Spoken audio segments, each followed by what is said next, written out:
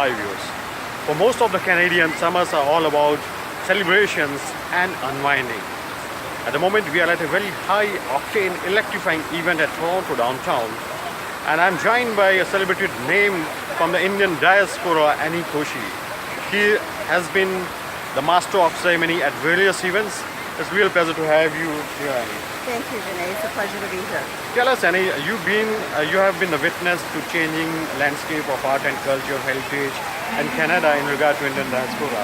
So how have things changed in the last 10 years? Well, we're very lucky to have this available to us today. 15, 20 years ago, we didn't see as many festivals as we do today.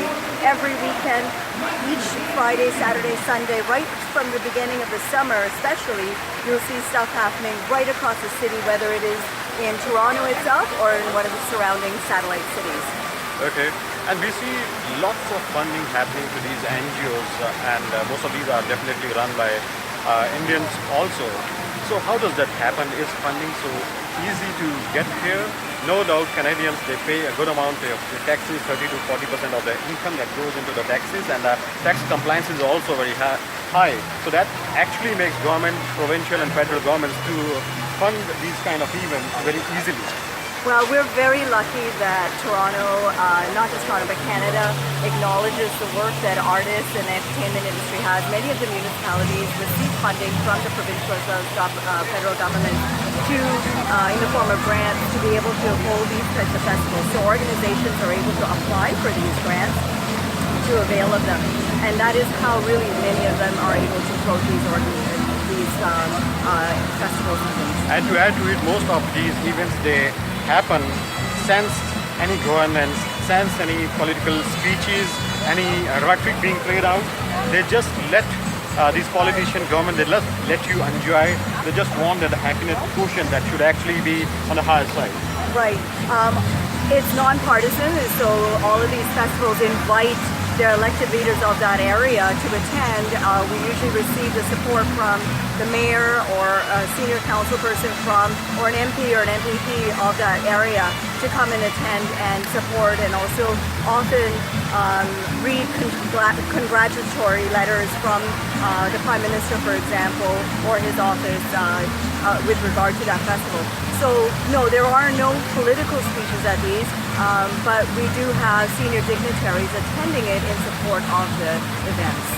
Right. And would you like to mention a bit about the kind of festivals happening, like Bollywood Mashup, Brampton, Vibrant Brampton, or Kawana Festival also happening near close to exhibition? So, right. Yeah.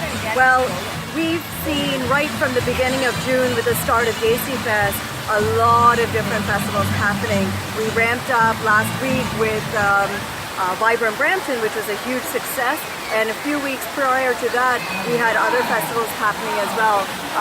Carabram, we have Mosaic Festival happening this weekend. We also have the Taste of India Festival happening, and today we have the Caribbean Festival that's taking place as well, that we're going to be taking a look at a little later. Right now we're at Nathan Phillips Square, and what's happening here is the Toronto Youth Dance Festival. And so it's not just particular to one community or one ethnicity, it's right across the board. You'll see people visiting all of these different festivals from all different types of communities, and that's the pleasure and that's the joy of really living in such a cosmopolitan, diverse community as Toronto and the GTA. Like they say, Canada is a land of immigrants, multi-ethnicity, multiculturalism and pluralism, and these events, these celebrations are all about that. And I also have a very quick question. Most of the new immigrants coming here, they say that you can have fun, frolic and action only during the months of summer, right? Until the months of fall, maybe till October, at the most till November. Is that a perception? Or do we see the action, this kind of action happening throughout the year? There's always action in Toronto, whether it is that you enjoy going to the theater, whether you enjoy being outdoors.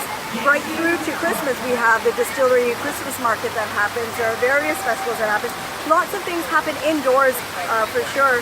During the winter months, it does tend to get cold, but we celebrate, whether it is Holi, whether it is Diwali, whether it's a New Year's celebration or Christmas or some other ethnic sort of festival that's happening. It does occur during the winter as well.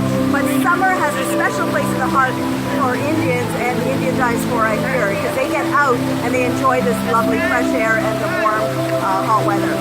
Yeah, and for the sake of our viewers, I would like to tell them that the normal general perception always used to be that the Indian community that's very limited within Brampton or at the most to the Etobicoke or Mississauga region only. But that's not the case because with the growing influx of employees in financial and IT industries, it's not that no longer they just don't go for the blue collar jobs.